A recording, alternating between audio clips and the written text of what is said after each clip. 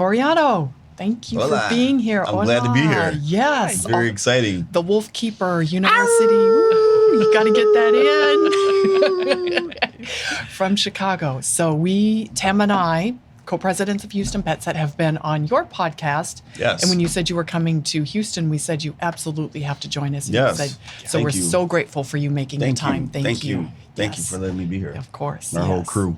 Yay. Yeah, your whole crew is here. The whole your crew. lovely My bride- fiance is holding the cameras. Yes. Good job, baby. Beautiful Athena. And then Tyrone Scott, he's out. We're delivering a service dog to Dr. Ross from the amazing show, The Vet Life. Yeah. Number one show on Animal Planet. Shout out to Yay. my. So yeah, it's going to his brother that's in need of a service dog. Oh. So that's been quite the amazing journey. So Did you train the dog? yeah, we picked him up when he was 8 weeks old. Wow. So we've had him since he's a year and a half. So he's been through extensive training over the last year and a half. So What kind of training when you say service dog training? so according to the ADA, a service dog has to perform a specific task. So with Skate, he's a seizure detection dog. So as you saw, he's just super happy. He's like, he knows only happiness. So basically, the dog then is able to determine what's not calm zero. So what's not calm zero, that awesome energy you saw from him, he'll like kind of drop his eyes down and then he'll put his head in your lap, or he'll come lean against you or put his paw on you, signaling that, oh, there's about to be a seizure that's about to come. So Wow. So he picks up on a certain energy or something happening biologically, biochemically in a person? more Is- that's a great more biochemically, because then dog sense of smell is 300 to 1, that we know that. So it's your pheromones that they're determining. So it's that the seizure or the heart attack or beginning of an earthquake, they all force the human body to have a certain pheromone. So that when people say like, my dog's never done that before, Yeah. like he attacks people with hoods on, or he attacks people with this, or he does this, is that they're just picking up on the scent. So Interesting. yeah, Yeah. We could learn so much about human nature from dog nature. absolutely. It feels like they have senses and senses that we don't even have. So how can we appreciate them if we don't know what they Oh, are? absolutely. And they're amazing creatures. We don't give them enough credit. No, I mean that's why it's so tremendous what you two are doing, which I really value with your nonprofit and the pets you're saving, because I mean pet husbandry has changed so much over the last even 20 years. In the last 10 years, but for sure in the last 20 years, Right. and that the animal rights definitely need to change depending upon where you are geographically in the world, because as you just said, there's so much we can learn from them, but they definitely need a higher level of human. Well, they need that respect and they need to be valued. And so taking what you do, which is training a dog and using its natural skills and its senses to save the life of people, literally. Yeah. You look at that dog has so much value. And then you look at some parts of our world and Texas specifically, Houston specifically, we place such little value on these dogs that could be doing so much to help us. So why are we breeding hundreds of thousands of dogs and then killing hundreds of thousands of dogs? It makes no sense. And at the same time, not valuing what they can do. We know we pull dogs. I have a dog I pulled off the street with Tena, bad part of town. The dog was shot. He now goes into detention centers where there are felons, 19-year-old felons, locked up, and he goes in there and he's a service dog. So this one dog who was once deemed disposable, basically. A pain in the what. He has no value, and if anything, he is considered a nuisance. And now he's providing a service back to the community. So these dogs have value. We could be doing so much more with them than just managing them. And that's what we're trying to do now. Just manage these thousands of dogs on our streets. Gosh, I mean, let's use them. Let's put them to work. And you gave me shivers when you said that, because it always goes to my mind of what Gandhi said, that animals, our culture will be judged by the treatment of our animals. Yes. So when you say that, what popped through my head too is that, documented every year 800,000 people are critically injured by dogs. You mean, so a lot of those dogs end up getting put down, where that's a whole population of dogs that are owned by someone that can be trained not to bite humans. Right. We don't want 800,000 plus people getting bit. But then, as you mentioned, all these dogs that are that hurts my heart because the U.S. government will only provide 100 service dogs for the entire U.S. military that's returning. Wow. You know, because they don't want to 100. take that cost because a service dog can cost up to 80 grand. So you figure that they're like, okay, 100 at 80 grand or between anywhere 30 and 80 grand, that's our cap. But if you just think about the dogs that are being euthanized and the amount of soldiers that take their lives every day, that 6 to 10 men and women will take their lives today. Yeah. You know, we don't have a plan for it. You know, and service dogs, we know that can change them if we took those dogs and put them through training that are being euthanized and get them in the hands of men and women that served our country. Absolutely. Yep. So much about how we treat animals that just doesn't make sense. Though how we treat our veterans, how we treat, there's so many gaps that you just identified there that could be easily filled if we would raise the status of animals in our society, which is ultimately what Houston Pet Set does, because once you raise the status of an animal, then all your problems go away. Absolutely. Absolutely. And so, but then you think about the vets too. At what cost do they come back and deal with depression, anxiety, PTSD? By the time they're in and out of hospitals, they're drugged, they're not drugged, their families are falling apart, they're, turning to substance abuse, they're all these things. 80,000 is nothing. Nothing when you consider the life of somebody and the quality of their life. And then this, not to mention the sacrifice that they made for this country. Isn't that Going the and least protecting. Isn't that the least we could do? And for the Exactly. animal too. Why? I mean, the vets are important, but here's an animal serving, trained, and then I think it's considered property, or it's considered what is the term I'm looking for? But it's considered like a supply, basically. And so, they're thrown away just like an old car is thrown away. The service dogs that are serving in the military. Yes. Oh yeah, they're considered property. They can't be assimilated back into the world. So I mean, there's so many, but then that's just so tremendous what you all are doing, because you all are raising the bar as far as just people's mentality. Because that's the thing too, is that all this costs money, and that you need people that are going to be advocates to raise money, to call the legislators, to talk to the lawyers, to put together an ecosystem to better, this ecosystem that really is still very much tech free, very much, legislation free across the board, very just education as a whole, considering that, there's over, that we know of 70 million dogs. We know that, that's registered. There's no telling how many that aren't registered, but just all the different things that we can do. And just, I always say, and dogs bring people together. Here we are. We met online. I know. We met through our love of animals. Our love through animals. We never met before, other than you all agreed to do a podcast with this crazy guy in Chicago twice. We became friends. Here we are. Athena, who also too, she's a yogi. So that's our goal this fall, is to travel and to teach. Tell us about this. This is super cool. Our goal is to travel and teach people yoga and Doga. Because as she says, everything is Doga. I mean, everything is yoga. So dogs invented. First thing they do when they wake up, they stretch. Yes. So we're of the mindset that most people don't stretch. Period. Let's just start there. People just don't stretch. They go to bed, they don't stretch. They wake up, they don't stretch. You wake up, brush your teeth, you jump in your car, you sit at the desk for 8 hours, or you're sitting out at home for 10 hours. You're over here crunched over. You go to lunch, you go back to work, you go to dinner, you go home, and you never have touched your toes. You never have done anything that required you against you. So when we say that everything is yoga, and yoga just is a martial art against yourself. So it's like what we'll be doing is certifying people in yoga, and Reiki. If you're not familiar with Reiki is a energy healing. Which she's a Reiki master and a yogi master, and then I'll be certifying people in dog yoga and dog training. Because we need more of all. We need more educators. It's kind of like our shared mentor. I was saying John Farnham, who's in his 70s. He just said something so powerful that carried over to my dog training. He's like, I can't train everyone.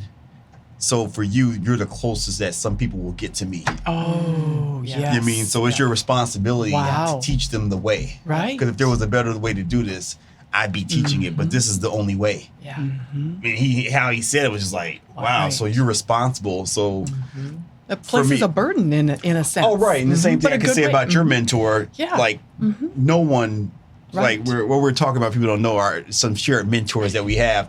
But like your mentor, for example, there's no way to get closer. I don't even know anyone. Yeah.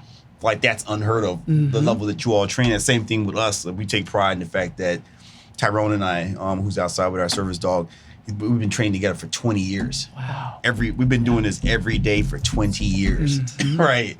And that if there was a better way to do it, we'd be doing it. But this is the way, and that we want to travel and to teach more people the way, and then come down here to Yes. Houston this fall and partner with you all so and teach great. more people Yeah. the way of dog training, Yeah. yoga, Reiki, and then also too, raising awareness and raising money, because it does cost, that Yeah. at the end of the day, on the low, a service dog, it might be $20,000 up to 80, but you have to raise that money because there's just certain costs that are unmovable. Sure. They have to eat, they have to get groomed. Yeah. People have to be able to dedicate their time to train the dog. But I feel really that's the future of the United States of America, is that we have to get closer to where Europe is. Just using that as a bar, because like just picking on Germany by itself, where dog training is mandatory. That would cut down a lot of different Yeah. things. Right. If in the United States of America we had mandatory dog training, because one, people wouldn't want dogs, so you might go through this little weird phase of like dogs are getting dumped, but then The right people would own them. Yeah. the right people would own them, and then two, I mean that sounds like a little draconian, but dogs are expensive though. I mean they are, people yes. really, these breeders Yes. aren't very realistic, and they're capitalistic rather, in just selling. If you go out and buy a cute little thing that looks like a bear that's going to turn into a 150-pound mastiff, that's a lot of work, Yep. right? Just work. Forget the money. Just Yeah. work. You have something 150 pounds in your home. Yeah.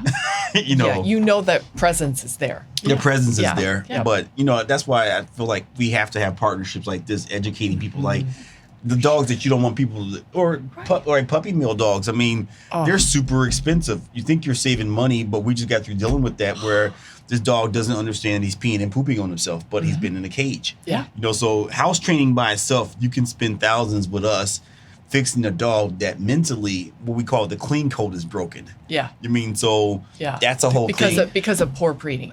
Yeah. Yeah, because the whelping period. So from Yeah. 0 to 8 weeks old, it's like having it's almost, I don't want to say it's worse than or more intense than having a newborn. Yeah. But it's up there, Well, so that's a really interesting point that I think a lot of people don't know, and it's a good perspective from a trainer that, when we talk about dog breeding and we talk about puppy mills, we just think about the overpopulation and the animals lots of times are not healthy. But you're talking about behavior issues that come because these dogs have not been properly socialized. Correct. They get At pulled an from them, early age. and at an early age, they get pulled from their mothers too early, so their mother never gets to teach them how to be a dog. Yep. They get displaced from their siblings, so they don't know about pack mentality, and it's something that a lot of people don't understand.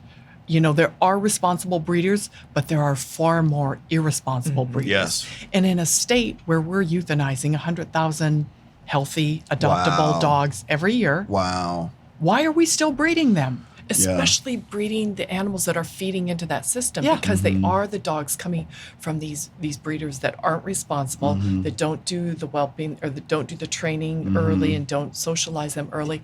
And so these animals are purchased, we know because we take the data, the shelter Right. data, and they're purchased, there are problems, so they get turned back into the shelter and they clog up the shelter system. So then that street dog gets left on the street, because now we're dealing with a bred dog who's not healthy, who someone bought for $100 to $1,000. They're not healthy. They can't care for the vet bills. And if the dog doesn't fit into the family or it's Yep. got those behavioral issues, goes back into the shelter, they turn it in, and they go buy one for $5 from Yeah. from a shelter. I mean, the system is broken. It's broken, and it's leading to an uncivilized society, what we call uncivilized society, because we know there are so many animals that are on our streets that people can't leave their homes. They can't get on the bus. The children can't get to school. They can't play. The hike and bike trails that we've spent millions on in Houston can't be utilized because we have packs of dogs chasing people. Wow. So that's getting way off where we were. Yeah. But yeah, you bring up a great point with your training, and it's so important that these dogs, when they're being bred, are being bred responsibly. And if they're not, we have to shut them down. And we actually have a bill right now that's being looked at in Austin, and it deals specifically with this. And we want to reduce the number of those poor, sick animals coming into the system and clogging up the system due to poor breeding, due to poor breeders. And that's what I'm excited to working with you all, because a lot of it's just education. We talk about the breeders, because when you said that, it made me think about how some people don't think that you have to read to a baby in utero. I mean, some people are like, it doesn't make a difference if you read to the baby or not, because he's inside the belly. What difference does it make? You know, some people truly believe that you don't have to talk to them. You know, we know that that's not true. Right. Now we know for sure that's not true, right? But then there's some people that truly don't believe that talking to a baby or reading to a baby the day one they came out makes a difference. Right. And we for sure know that. Oh, it makes a difference. Right. My mother as a Absolutely. kindergarten teacher is like, yes, for sure. But it's the same thing as a puppy. I mean, as soon as that female dog becomes impregnated, talking to him in utero makes a difference, right? There's so much stuff to do day one. Yeah. You know, sound sensitivity, with desensitizing exercises, light exercises, expose them to different touch, you know, walking, you know, having on gloves, burlap gloves, silk gloves, leather gloves, cotton gloves, getting the dog used to different touches, having different, I can have 100 different swatches of different scents that I'm developing. And this is all in the first week of life. Yeah. You know, that I can do with a dog. It's neural pathways. You're creating neural pathways. Exactly. And once you have those, you always have them, and you can either let them go and they become a little dormant, or you can strengthen them too, you know, and what you're doing is strengthening those over and over, so that dog will have that ability the rest of its life to be extra attuned to certain senses, certain feels, certain touches, certain hand signals, I guess. Yes. Which is where you're training all. Well, and that's leads the to. thing too, where we're attacking our contribution to what like you all are doing is like educating the consumers, because then and raising their level of expectations on what an 8-week-old puppy, because if the consumer is educated, there's no market. Exactly. You mean, so that's there's another way to address it too. But a lot of people honestly don't think that. I mean, they don't. Unfortunately, they're not thinking that with a human. So Let alone their So dog. that's a great Right. opportunity to just change humanity as a whole. Of like, what? I don't even read to my baby. Why am I going to read to a dog? Well, let's start there. Maybe you Backing should. way up.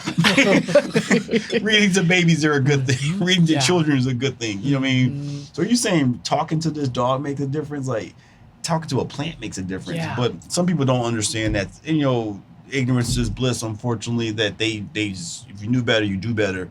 But some people honestly don't know how deep on a spiritual, on a cerebral, on a subconscious level, that how we're connected to animals. Yeah. I would love to do a show with you and just talk about how a puppy mill impacts puppies and dogs. You know what I mean? Because you're talking about very specific things, all the different touch, the neural pathways. You think about a puppy mill where a dog doesn't get to leave a crate. It, you know, the feet are on wire.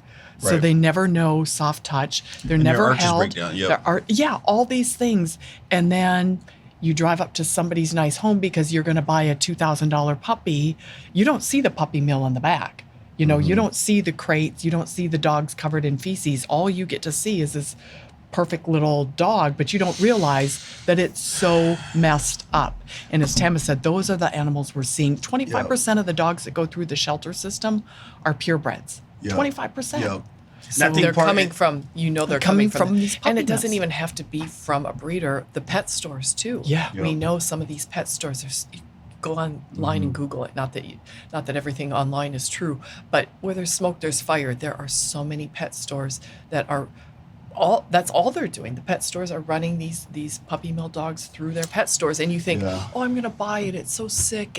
I saved it out of there, but really, it's a hard decision to make. But you really can't support that because it hurts the animal industry as a whole. Absolutely. Well, and to your point, I think a lot of people have never seen a commercial or anyone talk about what it costs to take care of a puppy mill dog, a poorly bred dog, or a pet store dog. You can do it, but true example that we just encountered where client went out, and got a Frenchie, then do all the research, and I watched them. What I know what they've spent was they're at around $6,000. Wow. Right. Yeah. In order to preserve this dog's life, they are for sure easily at the stuff that we would recommend medical, because now it's in a medical situation. Easy scratching the surface, right? Maybe about $5,000-$6,000 on the low. Wow. Because I think I was recommending chiropractic medicine. I was like, dude, they can't even. They should. That would help the dog, but now they have to wrap their head around. Sure. Animal or chiropractic medicine, period. But now you're wrapping your head around animal chiropractic medicine, animal acupuncture, animal Reiki, animal yoga, right? Changing the nutrition, all to fix a dog that when we went to the vet was like, this dog was not genetically. When he did the X-rays, he said this dog was not genetically sound from from birth. Wow. So from birth, it was just a ticking little time capsule that was going to open saying, hey, surprise. Right. I'm a mess. And now I'm your mess. I need $6,000 to stay alive. And minimum. It's so unfair to the animals. And to keep going. And that's the part that a lot of people don't realize, that you can go get a dog from, Petland, or you can go get one from Craigslist. But here's the deal, is that on a basic level for people that are listening, so I love making things educational. A lot of dogs, I can tell right away, and it's not magic. I'll be like, oh, that's a pet store dog, or this dog was not bred properly because their arches have broken down because the puppy has not been able to run, right? So, for example, I was almost in tears. We were in California, and we saw our friend out there who raises bull terriers, and these little dogs, I've never seen puppies so running, but she has an entire playground for them. Yeah. And they're running. Yeah. Like they run, they use a complete stride. Yeah. So you see their paws, they're up. Versus dogs that are in a cage, the arches broke down. It almost looked like an L shape. Yes, right? I've seen that, and I've wondered about that. Well, that's because they're constantly sliding on steel, or they're on a grate. They're on either a metal grate, a wire grate, a grid grate, or they're just on steel, so they're never able to pull. Yeah, sure. They're constantly just trying to stay up, which is why you start seeing a lot of them sit like kangaroos and just kind of flop down, and so their posture is off. Yeah. It's kind of like back in Catholic school, they're like, sit up straight, don't slouch, walk, lead with your heart, right? All the posture things that you want a puppy to do, or a person in general, right? It doesn't happen. So if you meet me, first thing I'm like, I can't even talk about sit down, stay, come, heel. No, I don't even care about obedience. I'm looking at this dog. Yeah. Its body structure is at a 0. I'm just talking about the body. Forget, I didn't even start figuring out what's going on in the mind, what's going on, internally. Yeah. I'm just talking about externally. I'm looking at this dog's body, and it's a wreck. We can fix it, but now I need to help you get on like our cardio plan, right? I need to, which is why after we've been working, because she's a fitness trainer also, because now a lot of times it's like, my dog is not doing X, Y, and Z. You mean, but have you ran them? And I'm looking at you like, no judgment, but you haven't ran any.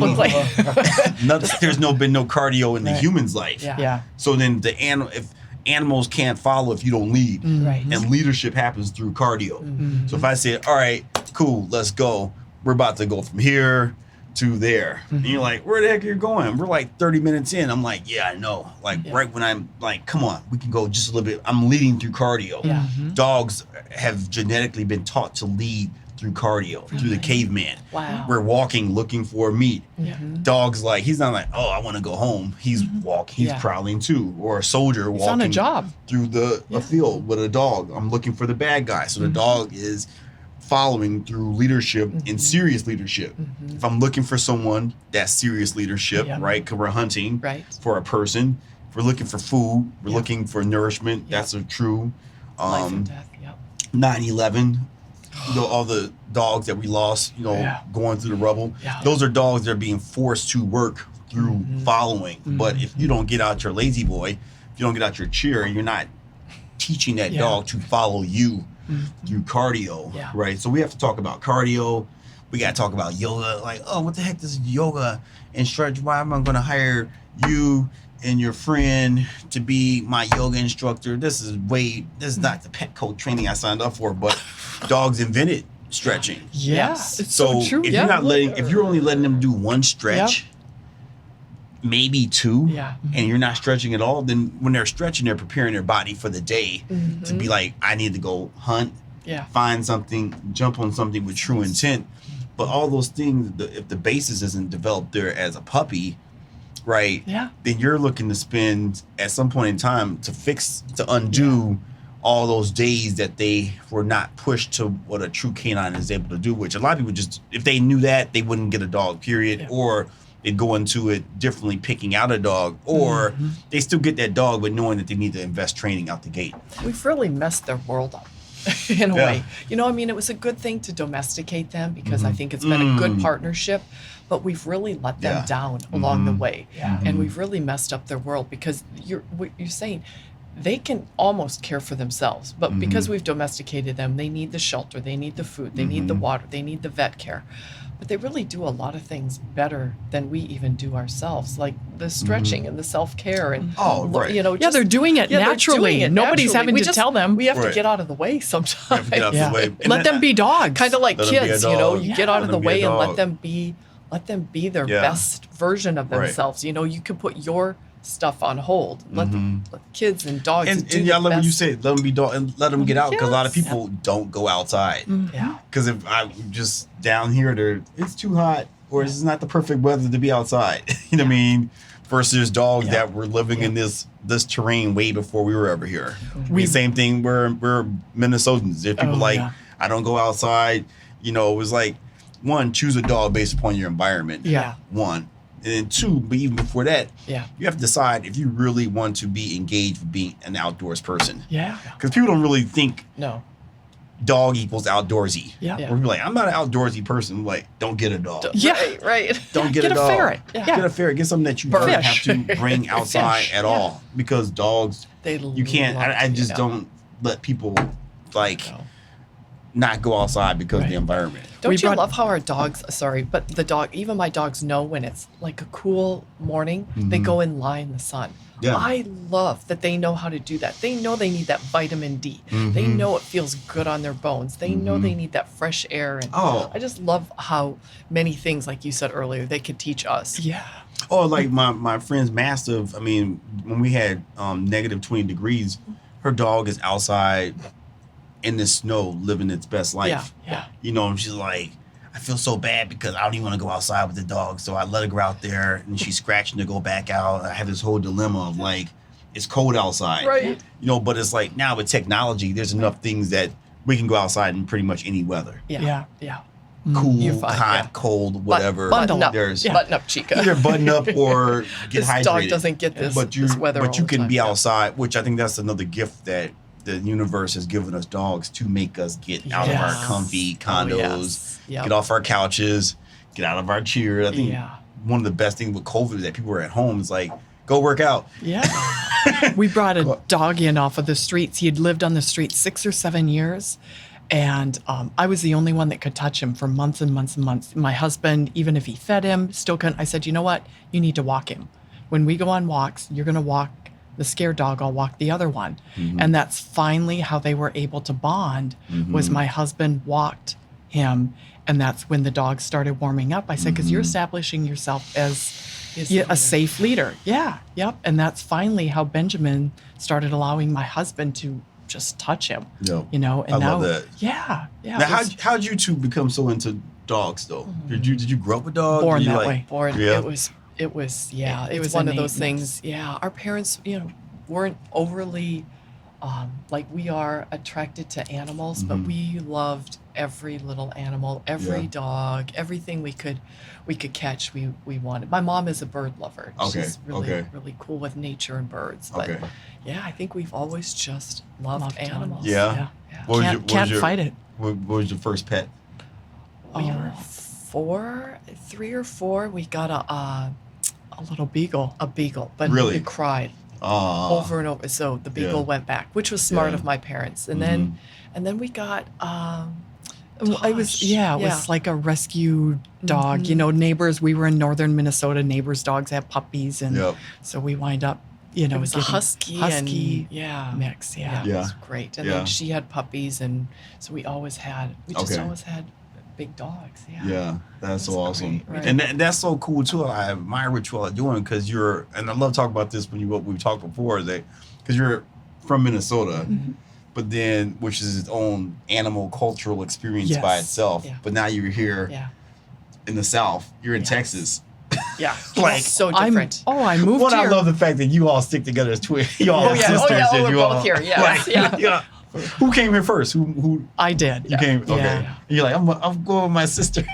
Well, I did. Yes, I was living abroad and could move back to the U.S. and Okay. and I said we haven't lived in the same state in 15 years and Okay. and I had a son and I was like he needs to be around family Yeah. and so Houston was an obvious choice. So I Okay. came in after and yeah, she was already working in the animal space Okay. and just couldn't fight it. When you come here and you see the problem, you see the strays, you see the suffering.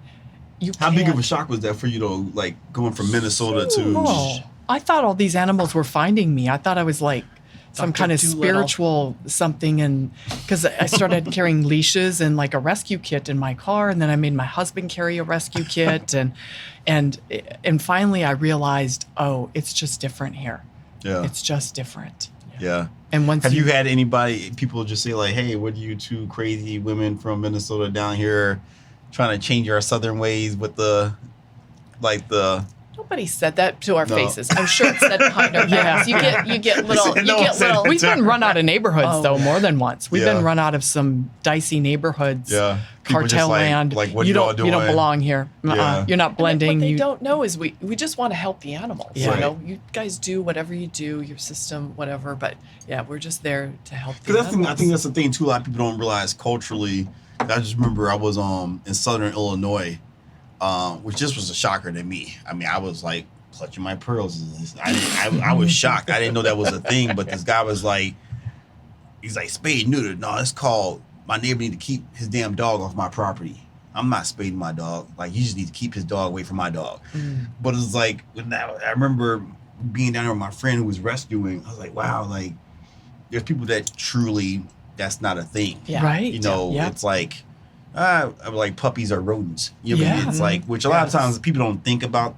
Which we talked to Trap King, which is, shout out to Trap King. Yay. But like, I knew that with cats, unfortunately, that people treat kittens like rodents and they just dispose of them. But I think a lot of people aren't aware that people treat puppies like that too. Yeah. I mean, there are certain places in this country you don't have to go outside the country. we of, can like- go 17 minutes from here and Yeah. find puppies that are dogs. You know, in fact, when you're here, we should drive around some of these neighborhoods. No, that would be cool to see some. we have of to have the- security, Yeah. but yeah.